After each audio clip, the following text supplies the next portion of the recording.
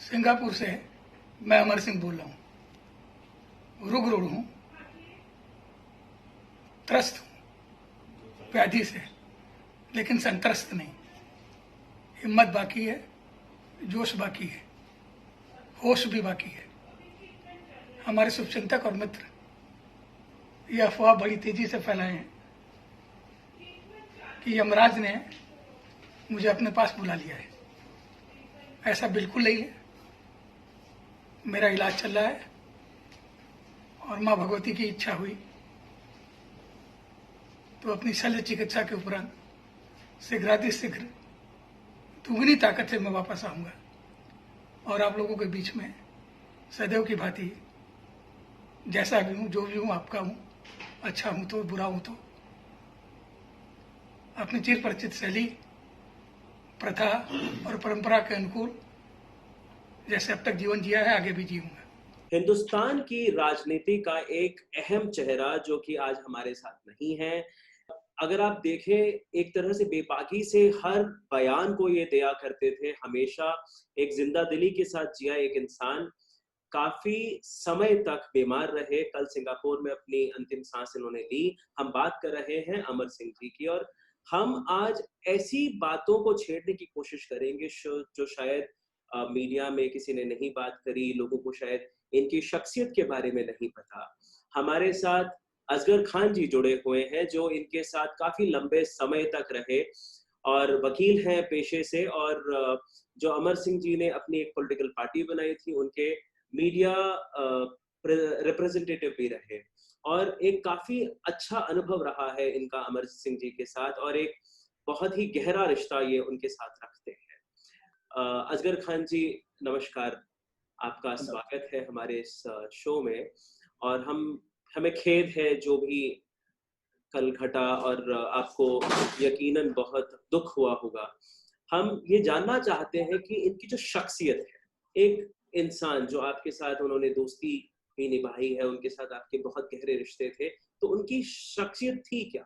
एक तो मैं आपसे ये अर्ज करूं, मेरे लिए ये जिंदगी में चंद लम्हे बहुत अफसोस के गुजरे। चंद दिन ऐसे भी गुजरे जिसमें मैंने अपनी इस 60 साल की उम्र में बहुत सारे गम करीब से देखे। उन्हीं में से एक दिन ये कल का दिन और आज का दिन है मेरे लिए, कि हम जिसे मैं अपना सगे भाई की तरह से मानता था, चाहता था और दिल की गहराइयों से प्यार करता था। और इसमें कोई दो राय नहीं कि मुझसे ज्यादा वो मुझसे प्यार करते थे, और हर बात में हिदायत करना, हर बात में नसीहत करना, हर चीज में साथ लेके चलना। तकरीबन 1997 से मेरा उनका यही रिश्ता था, जो आज तक हम दोनों एक दूसरे के लिए निभा रहे थे। हर वक्त, हर पल, हर लम्हा एक दूसरे के लिए खड़े रहते थे। और अगर हमारी मुलाकातें लंबे लंबे अरसे नहीं भी होती थी किसी वजह से, तो हमारी फोन पे बातें होती रहती थी। और एक उनका खास, उनकी अपनी एक अदा थी कि लेट नाइट में हम बात किया करते थे। अच्छा। तो हाँ, बहुत सारी चीजें डिस्कस होती थी। उनकी अपनी शख्सियत मैं अल्फाजों में सही से नहीं ढाल सकता। बहुत बुलंद शख्सियत रखते थे, और हर वो इंसान जो 0 से उठकर 100 की सुई पर पहुंचता है, जिसका गिराफ अमर सिंह जैसा होता है, और जो बहुत मुश्किल से इतनी बुलंदी पे पहुंचता है, तो उसकी शख्सियत के बारे में बताना बहुत मुश्किल होता है। एक तो बहुत ही पेशेंस वाले, बहुत खूबसूरत लफाजी करने वाले। तो आपने खुद ही देखा होगा कि भाई टीवी पे और मीडिया में सब जगह उनकी आवाज में और उनके अंदाज में बहुत सारी चीजें ऐसी मिठास के साथ घुली रहती थी। और साथ ही साथ मुझे ऐसा खुद लगा, मैंने चूंकि बहुत सारी चीजें मैं उनसे सीखता रहता था। मेरी तो जिंदगी में मुझे ऐसा लगा आज के दिन में कि जैसा मेरा एक जिस्म से एक बाजू कम हो गया हो। तो वो, और मेरे वो सीखने के बहुत सारे दरवाजे बंद हो गए। इसमें कोई दो राय नहीं कि एक भंडार था उनके पास नॉलेज का। बहुत मालूमात थी, बहुत मालूमात थी उनको, और वो उसका हर जगह, हर पहलू पे आपने देखा भी होगा कि इस्तेमाल करते रहते थे। एक चीज मैंने उनको देखा, कहीं भी उनको ऐसा नहीं लगता था कि ये बहुत छोटा है, बहुत कम है या बहुत गरीब है या मुझसे बहुत नीचे है, मैं इससे कोई बात कैसे सीखूं। मैंने कई बार उनको देखा कि कोई शेर मैंने किसी स्टेज पे कहा, देना जरा वो मुझे शेर लिखवा दो। कोई ऐसी खास बात अगर कह दी हमने कभी तो, या बातों के दरमियान, तो कलम लेके उसे नोट कर लिया करते, कहते वो मुझे दोबारा से बोलो आप, और हम दोबारा से बोला करते और फिर उसको वो नोट कर लिया करते थे। तो ये सब कुछ उनकी सोच की बुलंदी थी। हम इलेक्शन पार्टी को लेकर जो लोक मंच पार्टी उन्होंने बनाई थी और बाद में उसको रजिस्टर कराया, फिर उसका निशान बाल्टी निशान था, उसमें हम बहुत सारे लोग शामिल थे। पूरी टीम को सरपरस्ती अमर सिंह साहब दिया करते थे और जयप्रदा जी हमारे साथ थी, मौलाना उबैदुल्ला खां आजमी साहब हमारे साथ थे, संजय दत्त हमारे साथ थे, मनोज तिवारी साहब जो दिल्ली में बीजेपी पार्टी को सरपरस्ती दे रहे थे, इनके छोटे भाई अरविंद सिंह साहब हमारे साथ थे। मुझे भी एक खादिम की हैसियत से साथ लेके चलते थे वो, तो मैं सब कुछ देखभाल किया करता था और साथ रहता था। बहुत इनकिसारी वाली बात रहती थी कि भाई अगर हम कहीं चार्टेड पे जा रहे हैं या हेलीकॉप्टर में, अक्सर इलेक्शन के लिए दौड़ा भागा करते थे, बहुत मेहनत किया करते थे। हालांकि पार्टी उस कामयाबी की उस दर्जे तक नहीं पहुंच पाई, उसकी बहुत सारी वजूहात थी, तो आपसे हम डिस्कस करेंगे। लेकिन ये कि उनकी कोशिश में कहीं कोई कमी नहीं थी, उनकी सोच में कोई कमी नहीं थी, उनके अंदाज में, आवाज में, उनके हर कदम में और बुलंदी थी, कहीं कोई कमी नहीं थी। लेकिन खैर वो वक्त का एक बहुत सारी चीजें उसमें, किसी भी कामयाबी में और किसी भी नाकामी में कोई एक चीज शामिल नहीं होती, बहुत सारी वजूहात होती हैं जिसकी वजह से या तो कामयाबी इंसान को मिलती है या नाकामी मिलती है। तो ये सारी चीजें थी। मेरे एक बड़े भाई की हैसियत से थे, हमने यही रिश्ता रखा था। हमेशा वो खुद भी कहा करते थे, मेरा सबसे बहुत सारे रिश्ते हैं लेकिन तुमसे मेरे छोटे बड़े भाई का रिश्ता है, और उसको हमेशा निभाते थे और बहुत करीब से उसको निभाने की कोशिश करते थे, हम दोनों ही आपस में। तो ये उनकी शख्सियत अपने, और ऐसा नहीं है किसी फील्ड को छोड़ा करते थे।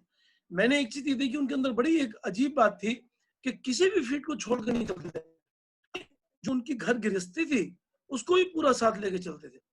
2 बच्चियां थी, दृष्टि और दिशा। दिशा और दृष्टि, ये दोनों उनकी बच्चे बेपनाह प्यार किया करते थे। जरा जरा से कभी हम डाइनिंग रूम में बैठे होते थे, कोई बच्ची दवाई लेके आ गई और उन्होंने दी, तो उसको पूरा अंदाज से लगता था, वक्त देने की भी कोशिश करते, बावजूद इसके कि इतनी ज्यादा मसरूफियत थी तमाम बातों के बावजूद, और इतना पूरे मुल्क भर में उनका अपना एक अंदाज उनका था रुझान सियासत करने का। उनका रुझान सिनेमा की तरफ भी बहुत था, कुछ एक फिल्में भी उन्होंने करी हैं। मैं उनका आज कुछ पढ़ रहा था, जब हमारा दिल आपके पास है उसमें उन्होंने एक छोटी सी भूमिका निभाई है। उसके बाद बॉम्बे मैथिली मिठाई, बॉम्बे मिठाई करके एक मलयालम फिल्म है, उसमें भी उन्होंने काम किया है। उसके बाद कई फिल्म जेडी करके एक फिल्म है, उसमें भी उन्होंने काम किया है। तो एक पॉलिटिकल इंसान जो इतनी बिजी समय के बाद भी सिनेमा की तरफ रुझान, सिनेमा में जाके एक्टिंग भी करी उन्होंने। और मैं उनका जो ट्विटर अकाउंट देख रहा था, एक मैंने 2 मार्च का ट्वीट देखा कि टाइगर अभी जिंदा है ना? तो यस, किसी ने अफवाह उड़ा दी कि वो गुजर गए हैं। उसके बाद बेबाकी के साथ उन्होंने अपने जो अल्फाज है वो रखे, उनको भी शुभकामनाएं दी जिन्होंने ये अफवाह फैलाई, और उनको भी दी जो शुभचिंतक थे इनके। और मैं जी, इनके ट्वीट से बहुत प्रभावित रहा, जहां पे मैंने देखा कि हर उस मसले में इनकी पकड़ रही कि बीमार थे, सिंगापुर में थे, और उनकी तबीयत इतनी ज्यादा बिगड़ने के बावजूद समय समय पर ट्वीट करते रहे, हिंदुस्तान की जो पॉलिटिक्स है उसके बारे में बात करते रहे। जनता कर्फ्यू के बारे में पहले उन्होंने स्ट्रेचर पे लेटे हुए जनता कर्फ्यू के बारे में बोला, जनता कर्फ्यू निपटने के बाद उसके बारे में भी बोला। तो ये जो रुझान था अचानक से मोदी साहब के प्रति, बीजेपी के प्रति, ये कैसे मुड़ा? मतलब एक समय था जब हमने इनके पुराने इंटरव्यूज देखे जहां पर ये बीजेपी को खड़ी खोटी सुनाते रहे।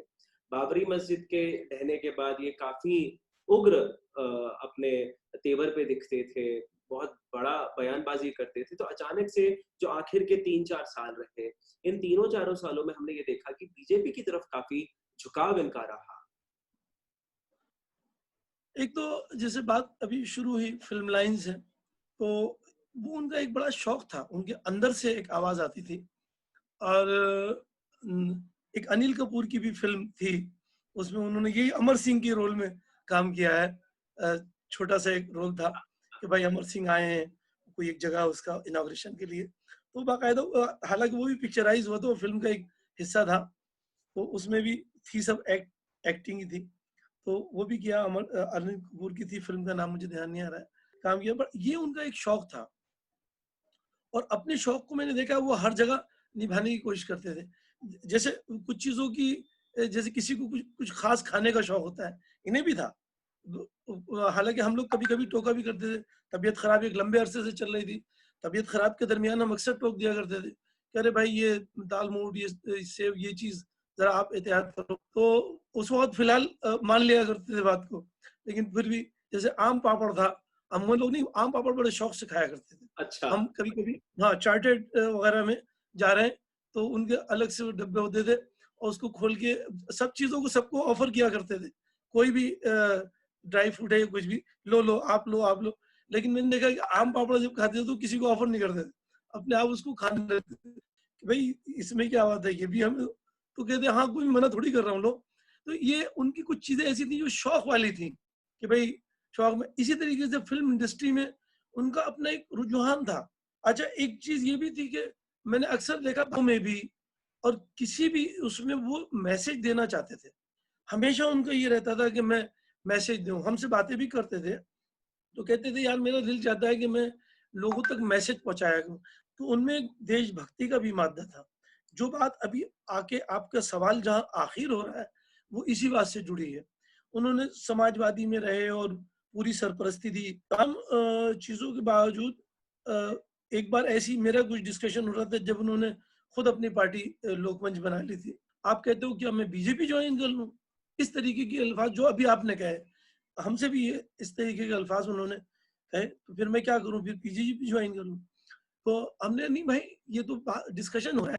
खैर उसके बाद फिर बाद में जब बीजेपी की तरफ रुझान हुआ, जो कि उनका पहले नहीं था, शुरू में सियासी तौर पे बिल्कुल नहीं था, तो हमने भी एक बार कहा, हमने कहा ये कुछ अब तो ये नजर आ रहा है कि इनके साथ तो उनकी बातों से, उनके अंदाज से और उनकी लफाजी से मुझे ये लगा कि जैसे वो ये कहना जो देश के हित में हो, और अगर देश की तरक्की इस चीज में नजर आ रही है तो मैं तो किसी के भी साथ जाने को तैयार हूँ, और मैं उसकी मदद भी करने को लिए तैयार हूँ जो मेरे मुल्क की मदद करने को तैयार है। वो इस तरीके की बात करते थे, बड़ी इमोशनल बातें करते थे। सो जो अमर सिंह जी थे, उनका उतार चढ़ाव पूरे उनके पॉलिटिकल करियर में रहा, और वो ऐसी बुलंदी में पहुंच चले थे जहां पर मुलायम सिंह के बाद अगर किसी का नाम है तो वो अमर सिंह जी का था। और जब अखिलेश जी सत्ता संभालते हैं, उनके पिताजी रिटायरमेंट लेते हैं एक तरह से, तो वो दौर ऐसा भी था कि अमर सिंह जी को एकदम हटा दिया गया। और ये भी पता पड़ता है कि उनकी पढ़ाई से लेके काफी जगहों पर अमर सिंह जी ने जो है उनका साथ दिया। एक पारिवारिक रिश्तों को उन्होंने ज्यादा तवज्जो दी, पॉलिटिकल रिश्ते बाहर थे। तो कैसे रिश्ते थे अमर सिंह जी के और मुलायम सिंह यादव और उनके परिवार? देखिए अमर सिंह साहब और मुलायम सिंह साहब के बिल्कुल ऐसे ही रिश्ते थे जैसे कि लगता है कि खून के रिश्ते हों, जैसे सगे भाइयों में होते हैं, जैसे बहुत बहुत अच्छे दोस्तों में होते हैं, इस तरीके के रिश्ते थे। और उन्होंने, आपने बिल्कुल सही कहा, उन्होंने कभी भी ये नहीं देखा कि साहब हम इसको पॉलिटिकली लेके चले। बिल्कुल फैमिली में घुस के, वो फैमिली जो एक ठेठ गांव में रहती थी। मुलायम सिंह साहब खुद एक टीचर थे और साथ में खानदान में पहलवानी भी थी। तो कोई जैसे मॉडर्न एजुकेशन की तरफ कोई बहुत ज्यादा रुझान उस पूरे इलाके में लोगों का नहीं था। अमर सिंह साहब ने अंदर जाकर बच्चों की तरफ ध्यान देके, जैसे अखिलेश, मैंने खुद भी 91 92 से मैं समाजवादी पार्टी में रहा, ज्वाइन की थी मैंने। फिर बाद में मुझे बाहर कर दिया गया था आजम खान साहब की वजह से, क्योंकि उनको ये अच्छा, बात हमने सहन नहीं ये थी। सुना कि आपको भी कोई टिकट मिलने वाली थी और वो किसी वजह से वो टिकट नहीं मिली। हाँ, मैं 97 में अमर सिंह साहब ही मुझे यहाँ ओखले से 1997 में असेंबली के लिए खड़ा कर रहे थे इलेक्शन में।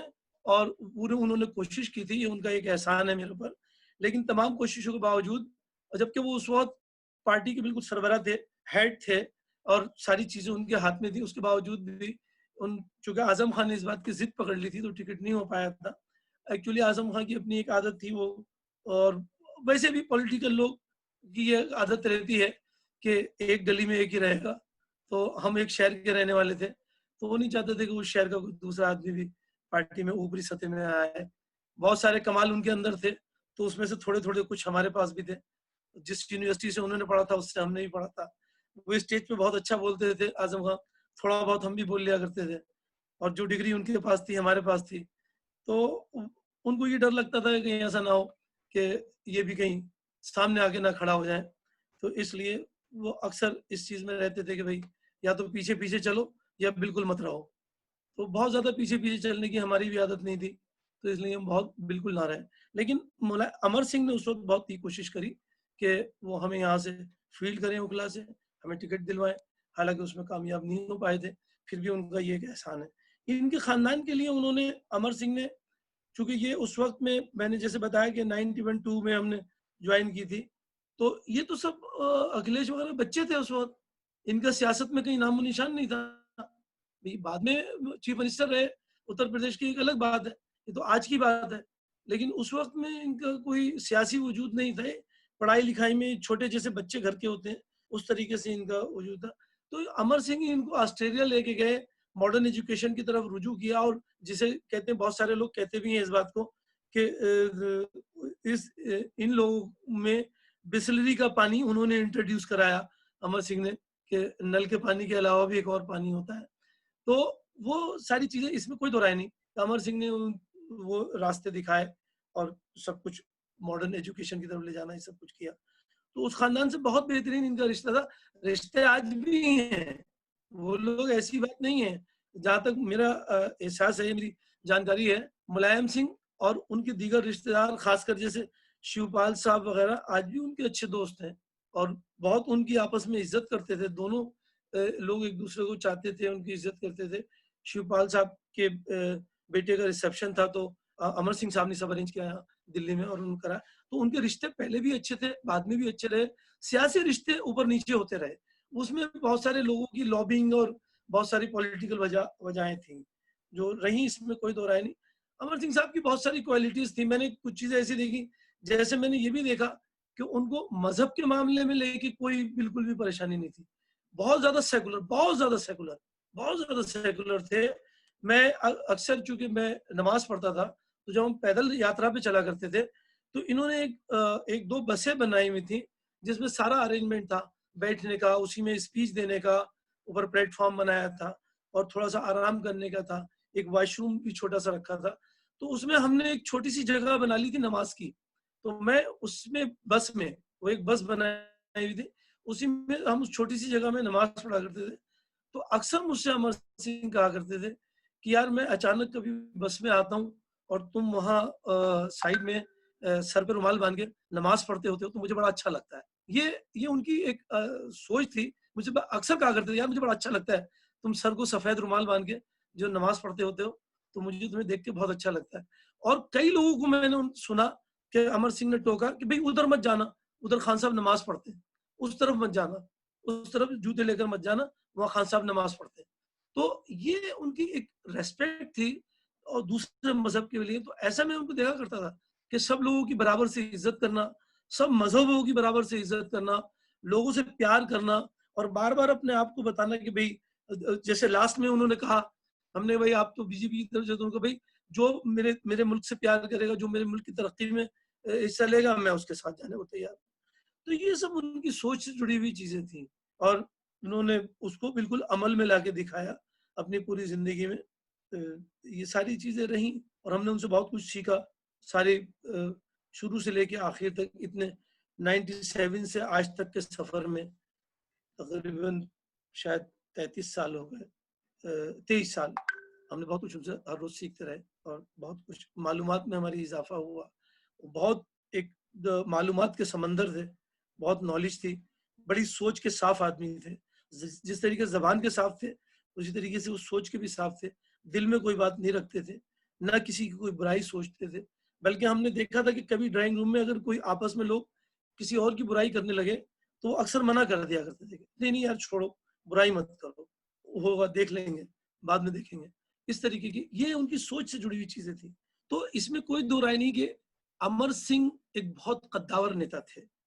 हिंदुस्तान भर में उनका एक बहुत बड़ा नाम था, चाहे वो एक एक रीजनल पार्टी से जुड़े थे जिसे समाजवादी हम कहते हैं, और उसके वो किंग भी थे, किंग मेकर भी थे, हेड भी थे, और होल सोल जो भी वर्ड उनके लिए बेहतर इस्तेमाल किया जाए वो सब कुछ थे उसके लिए। इस बात को करीब समाजवादी पार्टी के सब लोग भी मानते हैं। लेकिन एक वक्त वो आया कि समाजवादी में खुद ही कुछ रिफ्ट शुरू हो गई आपस में कुछ नेताओं की। जैसे उसमें कुछ दो चार नाम लिए भी जा सकते हैं। एक आध नाम है कि आजम खां, इनसे जो खास मामला था वो आजम खां का था। मोहम्मद आजम खां ने इनका अपोज शुरू किया, और कहीं ना कहीं कुछ वो वोटों की पॉलिटिक्स आके टकराने लगी कि उत्तर प्रदेश में मुस्लिम वोट्स के ऊपर काफी डिपेंड करती थी समाजवादी। तो उस वक्त सिर्फ दो ही रास्ते थे, एक रास्ता आजम खान की तरफ जाता था, दूसरा रास्ता अमर सिंह की तरफ जाता था। तो अगर हम अमर सिंह की तरफ जाती उस वक्त समाजवादी पार्टी, तो जाहिर बात है मुसलमान वोट पर एक बड़ा असर पड़ता। तो वो उनका एक इंटरनल फैसला था, वो उन्होंने लिया, और उसके बाद फिर वो रिश्तों में ऐसी खटास आई कि वो शीशे की दरार की तरह हो गया। ये बाहर आए फिर अंदर गए, उन्हें भी एहसास होता रहा कि हमने कोई बहुत बड़ी चीज खो दी है। बार बार कहते भी थे, मुलायम सिंह ने कई बार कहा भी कि भाई अमर सिंह नहीं हुए तो मुझे पार्टी चलाना मुश्किल होगी। इस तरीके के उन्हें जुमले इस्तेमाल किए, और वही सब कुछ होता भी रहा। उसी दरमियान में आजम खान भी बाहर गए, वो भी फिर अंदर आए, और फिर मुलायम अमर सिंह गए और अमर सिंह आए। तो वो कुछ चीजें ऐसी इंटरनली बिगड़ चुकी थी, और कुछ लॉबीज हो गई थी इंटरनल, जो उससे पहले नहीं थी। वो लॉबीज उससे पहले नहीं थी। तो उन्होंने आपस में ऐसा बिगड़ा। अभी जब दोबारा से भी गए तो फिर वही सब चीजें शुरू हो गई, इनकी मुखालिफत शुरू हो गई। अब आजम खान की भी अपनी एक आदत है, वो किसी को कुछ भी कह देते हैं। इनके बारे में बड़े ऑड वर्ड उन्होंने इस्तेमाल किए जो नहीं करना चाहिए थे, लेकिन किए उन्होंने। तो हमें भी वो सब चीज अच्छी नहीं लगी। लेकिन उन्हीं वजूहात को लेकर फिर दोबारा से इनको बाहर आना पड़ा, और बहुत सी नाराजगी शुरू हो गई।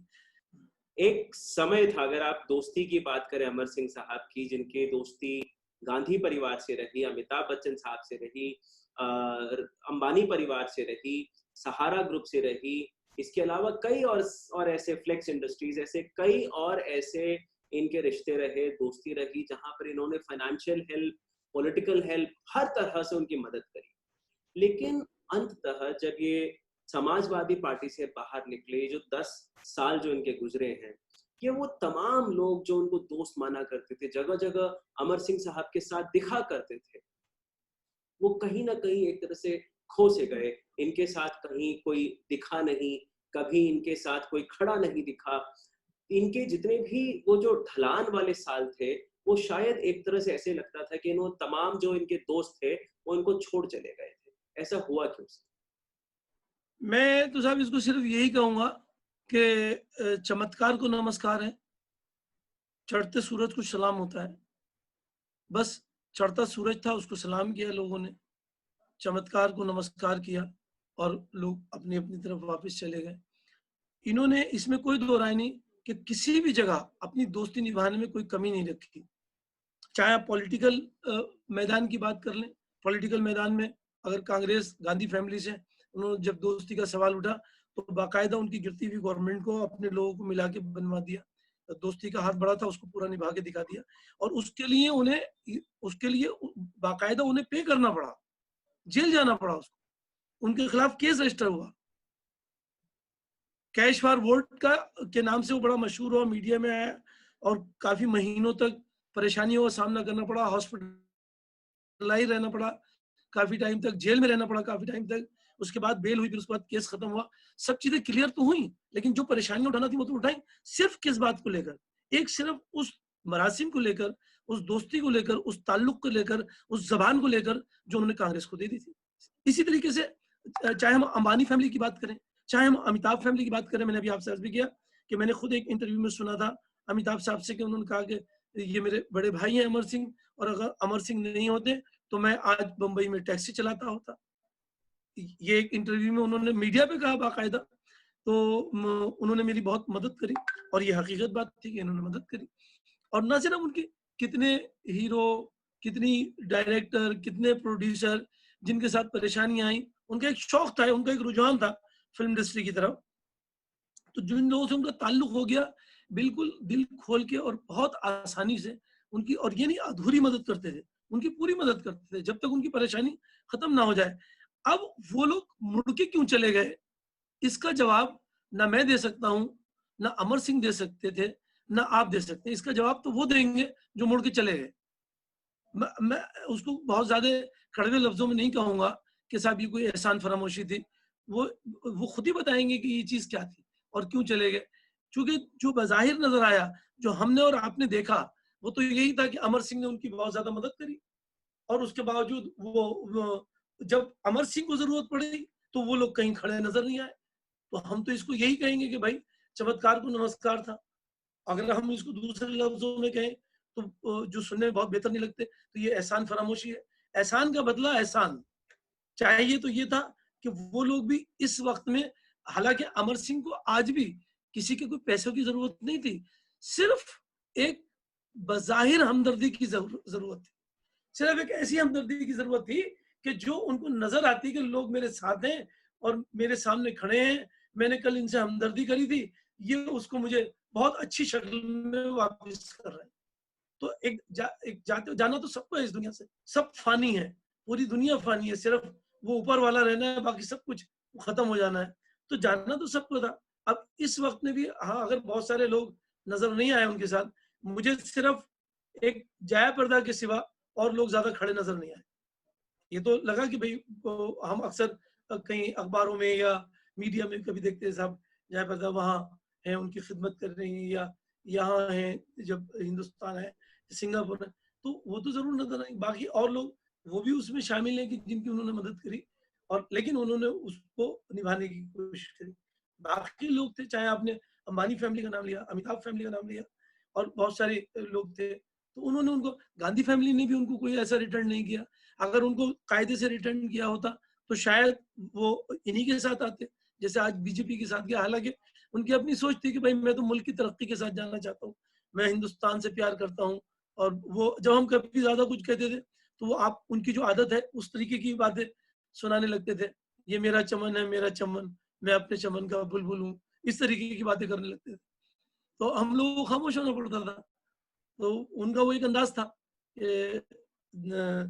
तो वो इसके लिए कि भाई उन्होंने हमदर्दी की लोगों के साथ, लोगों ने उसका रिटर्न नहीं दिया, इसका जवाब देना is quite impossible for me as well as any other person except to those जिनके साथ किया गया। सर, एक आखिरी सवाल से इस बात को हम खत्म करने की कोशिश करेंगे। इनकी जो एक पर्सनल शख्सियत थी, जो इनके आसपास लोग रहते थे, इनके साथ जो काम करते थे, इनके लिए जरा सा भी अगर किसी ने कुछ मदद कर दी इनके निजी जीवन में, उसके लिए खड़े रहते थे। एक वाकया मैंने खुद भी देखा है, सुभैया जी नामक एक व्यक्ति थे इनके साथ जो जुड़े रहे काफी अरसे, उनकी तबीयत बिगड़ती है तो ये खुद ब खुद अस्पताल पहुंच जाते हैं। अस्पताल में जाके वहाँ के जो डॉक्टर्स हैं उनको ये कहते हैं कि साहब ये आदमी मुझे जिंदा चाहिए, अगर आपसे नहीं होगा ठीक तो मुझे बता दो, मैं कहीं और ले जाऊंगा। और वो पूरी पूरी रात वहां पे बिताते थे ऐसे लोगों के लिए। तो वो एक मिसाल मैंने आपको बताई, ऐसी कई चीजें आपने खुद अपने निजी जीवन में देखी होंगी कि किस तरह ये अपने लोगों के लिए खड़े रहा करते थे। तो जरा सा उसमें कुछ रोशनी अगर आप डाल सकें तो बेहतर होगा। मैं आपको बताऊं राहुल भाई के मैंने बड़े करीब से इस चीज को देखा। बड़ा आपने जैसे कहते हैं ना, किसी की दुखती रग पे हाथ रख दिया वो तो आदमी भूल जाता है। ये बिल्कुल वही ऐसा ही सवाल है आपका कि हमेशा जो आपने एक मिसाल दी, उनका ये उनका अपना एक अंदाज था कि मैं किसी की सिफारिश कैसे करूंगा। तो वो अपने आप को उस काम के लिए परेशान दिखाते थे। जैसे आपसे, अगर आपसे सिफारिश करनी है तो आपको उस चीज के लिए परेशान शो करेंगे कि यार मैं बड़ा परेशान हूँ। मैं एक बार हम और अमर सिंह साहब उनके यहाँ 27 लोधी रोड पे ड्राइंग रूम में बैठे थे, कुछ डिस्कशन चल रहा था चाय पे। इतने में कोई उनके दोस्त थे मिलने वाले, वो आए ड्राइंग रूम में, बुलाया, उनको चाय भी पिलवाई। तो उन्होंने बताया कि यार मेरे 2 बच्चों का वहाँ अमेठी में वो होना है, अमेठी ला स्कूल है यहाँ नोएडा में, उसमें एडमिशन होना है, ज़रा परेशानी आ रही है, तो आप उसके मालिक आपके दोस्त हैं, उनसे आप सिफारिश कर दो। तो उन्होंने कहा हाँ यार अभी कह देता हूँ, लाओ फ़ोन मिलाओ। उसी वक़्त फ़ोन मिलाया। तो मैं आपको बताना चाहता हूँ कि उनका अंदाज़ क्या था उन सिफारिश का। वो उनको शायद कपूर साहब नाम है मेरे ख़्याल से उनका, if I am not wrong. तो उनसे फ़ोन मिला के उन्होंने कहा कि अरे भाई वो आप क्या यार सब लोगों से कहते फिरते हो कि अमेठी के मालिक अमर सिंह है, अमेठी स्कूल अमर सिंह का है, आप सबसे क्यों कहते हो? तो अरे साहब उनको क्या हो गया? अरे बोले यार आप कहने लगे कि अरे सही तो कहते हैं, आप ही का तो है, अमर सिंह का ही तो है अमेठी स्कूल। उन्होंने मोहब्बत में, प्यार में, इज्जत में ये बात कही, नहीं साहब आप ही का है, आप ही तो मालिक हैं। अरे बोले यार आप सबसे कहते फिर तो, अब अगर मेरा है तो लो ये 2 नाम नोट करो यार, इनका एडमिशन करो अभी। ये उनका अंदाज था सिफारिश करने का कि पहले उसको पूरा बंदिश दे देता, फिर उससे कहना। और मैंने एक जगह नहीं कई जगह ये चीजें मैंने देखी कि किसी के साथ अगर कहीं कोई ऐसी जरूरत है तो उसको पूरे तरीके से, ऐसा नहीं कि उन्होंने क्या भाई टेलीफोन भी कर दिया और फिर पता चला उसको नजरअंदाज भी कर दिया। मैंने एक आध बार देखा कि कभी मैंने किसी के लिए कहा कि भाई वो जरा सा इस चीज को देख लेना, तो उस चीज को कोई गरीब आदमी है, डिजर्विंग है, उसको करना और करने के बाद फोन करके बताना कि भाई वो जो था वो उसका आदमी ठीक था, उसका हमने वो बोल दिया है और जेन्युइन मामला था, काम हो जाएगा। इस तरीके के कदम उठाना। अच्छा, और किसी चीज पे इरिटेट नहीं होना। किसी का अगर दुख दुख दिख गया, अगर मान लीजिए कोई कितना बड़ा आदमी भी है, अगर उनके सामने जरा सा रो दिया, शायद मेरे ख्याल से हो सकता है ऐसे ही कुछ हुआ होगा अमिताभ फैमिली और अंबानी फैमिली वगैरह के साथ, या जिन लोगों की इंडस्ट्रीज में, चूंकि वो लोग ये लोग भी बड़े बड़े लोग हैं, तो कुछ ना कुछ उन्होंने अपना दुख दिखाया होगा, इन्होंने देखा होगा तब मदद की होगी। मेरे सामने की बात है, हम जब इलेक्शन में कंपेन कर रहे थे, तो एक ही हेलीकॉप्टर में मैं, जयप्रदा और अमर सिंह, हम तीनों लोग चला करते थे। तो एक जगह एक कैंडिडेट थोड़ा नर्वस होने लगा, उसकी आंखों में आंसू आ गए कि साहब आपको मेरे यहाँ भी आना है, मेरी मीटिंग में आप आए नहीं। और वो एंटीरियर में मीटिंग है, वहां पे हेलीकॉप्टर उतरेगा तो लोग जब होंगे, मेरा एडवर्टीजमेंट होगा और मैं, मेरे वोट बढ़ेंगे, मैं जीत सकता हूँ। तो इन्होंने कहा यार वो मेरे शेड्यूल में नहीं है और टाइम नहीं है और ये है इस तरह की बात। तो वो जरा रुहासा होने लगा, थोड़ा उसकी आंखें नम हो गई, तो नर्वस हुआ। तो उन्होंने कहा अरे अच्छा यार ठीक है चलो मैं चलूंगा, आता हूँ। तो ये वहाँ चले गए। तो टाइम नहीं था, थी जल्दी में उसके, सिर्फ इस बात पे कि वो नर्वस हो रहा था। गए उसके स्टेज पे गए, लौट के आए, और उसके लिए उन्होंने इतना पे करना पड़ा कि जल्दी में आके, और उस पे हेलीकॉप्टर पे बैठ रहे थे, मैं भी जस्ट आगे खड़ा था, और वो एक साइड से बैठे और इत्तेफाक से दूसरे साइड का दरवाजा खुला रह गया था, ऐसी फॉल्सली बंद था, तो उससे आके टिके और उधर गिर गए। तो मीडिया ने भी काफी कवरेज किया था कि अमर सिंह हेलीकॉप्टर से गिर गया। तो वो वही वाकया था, सिर्फ इस वजह से कि एक कैंडिडेट नर्वस होने लगा उनके सामने, खुशामद करने लगा, तो उन्होंने अपना सारे प्रोग्राम को इधर उधर करके और जल्दीबाजी में ये करा, और उसी जल्दबाजी में यानी कि हेलीकॉप्टर से गिर गया, चोट भी लगी उनके तमाम गर्दन में। फिर हम वहीं से अस्पताल लेके भागे उन्हें, और हम लोगों ने फिर वो सब दिया। तकरीबन 2 दिन का प्रोग्राम डिस्टर्ब हो गया। लेकिन उनकी, मैं ये बताना चाह रहा हूँ कि उनकी ये आदत थी कि अगर आपको उनको कहीं उनको आपका दुख नजर आ गया, तो फिर उनका दिल चाहता था कि मैं इसके दुख के पे मरहम लगा दूं, इसकी दुख की दवाई दे दूं मैं इसे। तो ये उनकी एक आदत में शामिल था। तो ये बहुत सारी चीजें ये सब रहती थी, और सारी चीजों में उनका एक, उनकी अच्छी नेचर, उनका एक अब अच्छा हर अमल, वो सब हमें नजर आता था क्या। और बहुत चीजें हम उनसे हर रोज सीखते रहते थे, हर रोज हम उनसे कुछ ना कुछ सीखते। एक और चीज मैंने देखी कि एक समय में जब वो अपनी बुलंदियों में थे, पत्रकार जो है बड़े घबराए रहते थे कि अब क्या बोल जाएंगे अमर सिंह जी। और जब अमर सिंह जी टीवी के सामने आते थे तो मेरे ख्याल से पत्रकार ही नहीं, जितने भी नेता हैं खास तौर पर उत्तर प्रदेश के, कि उनको एक घबराहट रहती थी कि अब क्या बोल जाएंगे अमर सिंह जी, बिकॉज वो किसी के भी बारे में कभी भी कुछ भी बोल सकते थे और बहुत स्पष्ट शब्दों में बोलते थे, बहुत कठोर शब्द भी होते थे कई बार। तो जो माइक पकड़े हुए इस तरफ रिपोर्टर होता था, वो इसी उसमें रहता था कि अब क्या बोल जाए और क्या चीज जो है वायरल हो जाए, क्या चीज से टीआरपी बढ़ जाए टेलीविजन की। और वो बड़े खफा भी रहते थे उन लोगों से।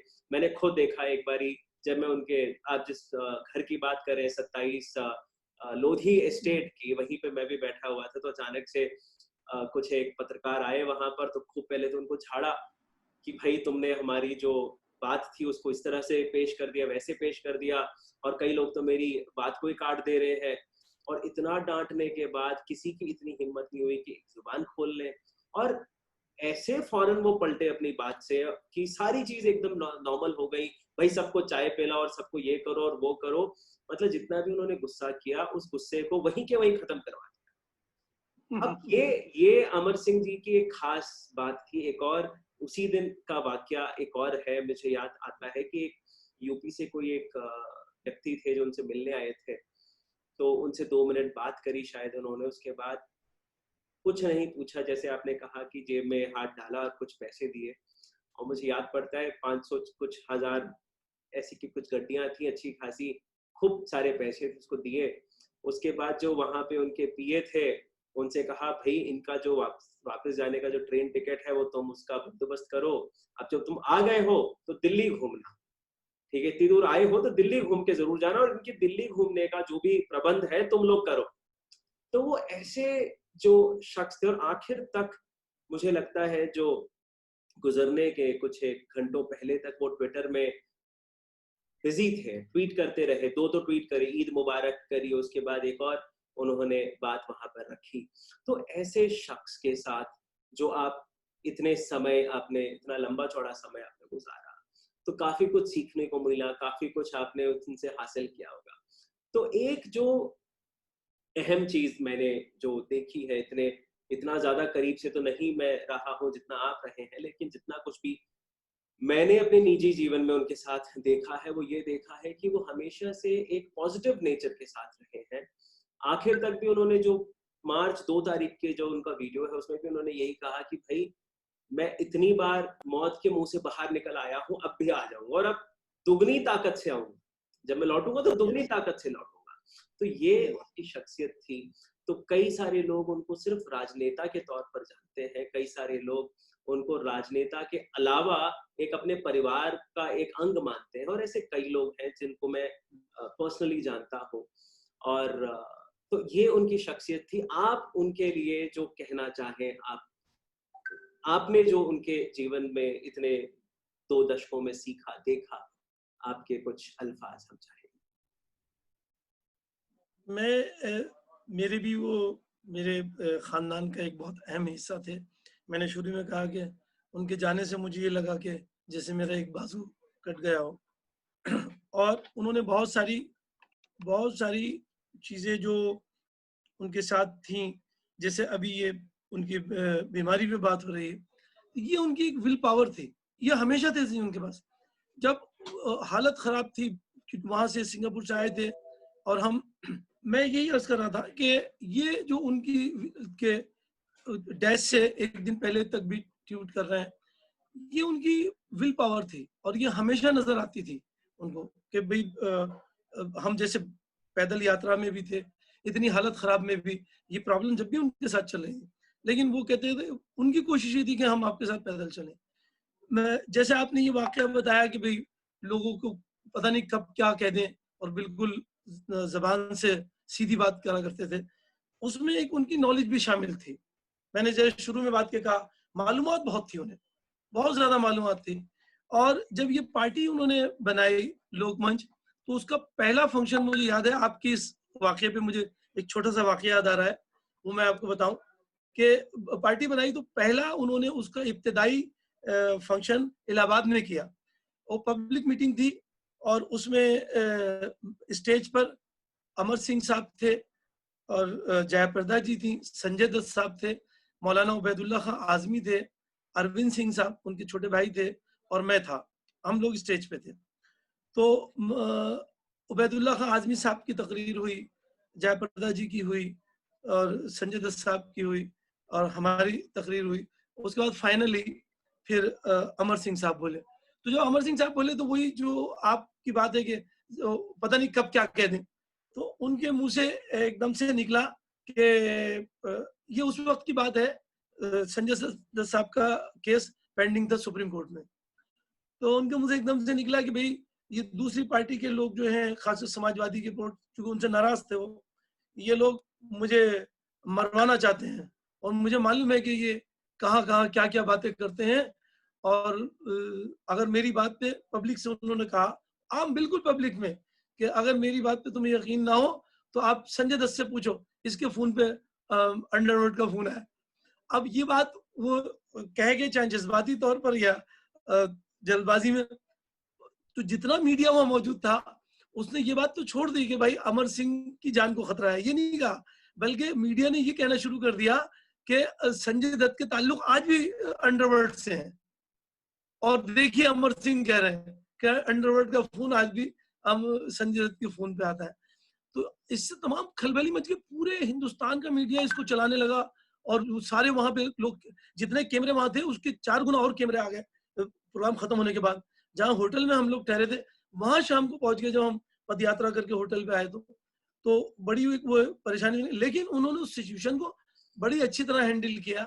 और उन्होंने बड़ी अच्छी बात कही, उन्होंने कहा आप ये बताइए कि अगर मान लिए कि आ भी गया किसी का अंडरवर्ल्ड का फोन संजय दत्त के फोन पे, तो उसमें संजय दत्त की क्या गलती है? ताल्लुकात तो जब आप एस्टेब्लिश करेंगे जब संजय दत्त किसी अंडरवर्ल्ड को फोन करे। अगर अगर उन्होंने कहा मेरे अमर सिंह के फोन पे, बल्कि उन्होंने मीडिया वालों से कहा कि अब अगर आप लोगों के फोन पे किसी अंडरवर्ल्ड का फोन आ जाए तो क्या आपके ताल्लुकात अंडरवर्ल्ड से हो गए? तो उसको सिचुएशन को उन्होंने फिर हैंडल किया, यानी कह दी थी वो बात जो कह दी, उसको वापस नहीं लिया उन्होंने बात को, लेकिन सिचुएशन को पूरा हैंडल किया।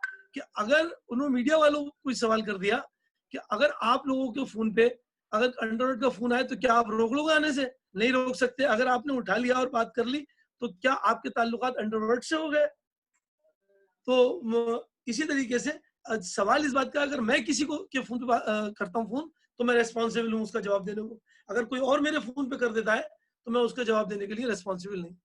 तो उनके सिचुएशन को हैंडल करना मतलब ऐसा लगता था जैसे उनके बाएं हाथ का काम है। कुछ भी अगर सिचुएशन क्रिएट हो गई तो उसको उसको हैंडल कर लेना है, आसानी से कर लेना है।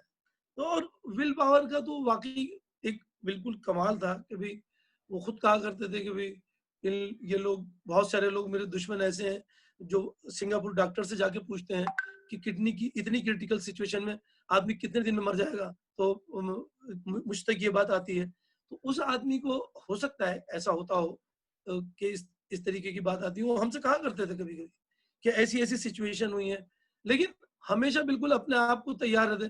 कोई ये था ही नहीं कि साहब मौत तो आनी है हर एक को किसी ना किसी दिन, लेकिन वो इस बात को बिल्कुल कभी नहीं सोचते थे, कभी ज़हन में नहीं आती थी। बिल्कुल विल पावर को साथ लेके चलना, बिल्कुल मुस्तकिल मिजाजी के साथ खड़े रहना, हर काम को बिल्कुल जिस तरीके से करना है करना। ये नहीं कि साहब अपने आप को कुछ कमजोर जाहिर कर रहे हैं ना, नेवर, कभी नहीं ऐसा किया। तो he is very nice man. मेरी जिंदगी में दोस्ती के हिस्से में और जो हमने अपना एक रिश्ता बनाया था भाई का, उसमें वो एक बहुत अहम पहलू थे हमारी जिंदगी के, और जो आज नहीं रहे। बार बार इस बात का अफसोस होता है और आंखें खून के आंसू रोती हैं इस चीज को सोच के कि वो आज हमारे साथ नहीं है। तो लेकिन उनके जिंदगी में बहुत सारे एहसान भी हैं और बहुत कुछ हमने उनसे सीखा भी है। चलिए असगर खान साहब, आपने अपने कीमती समय में से थोड़ा सा हमें हिस्सा निकाल के दिया। हमने सोचा था कि 15-1 मिनट में इस गुफ्तगू को खत्म कर लेंगे, लेकिन जिस तरह से हम लोगों ने बातें करी शायद ये काफी लंबा चौड़ा इंटरव्यू हो गया आपके साथ। बहुत बहुत धन्यवाद, और उनके परिवार को हिम्मत मिले, आपको हिम्मत मिले, इस दौर से आप जल्दी बाहर निकलें और अमर सिंह जी की जो भी अच्छी बातें हैं आपके जीवन में बनी रहें। नमस्कार। नमस्कार।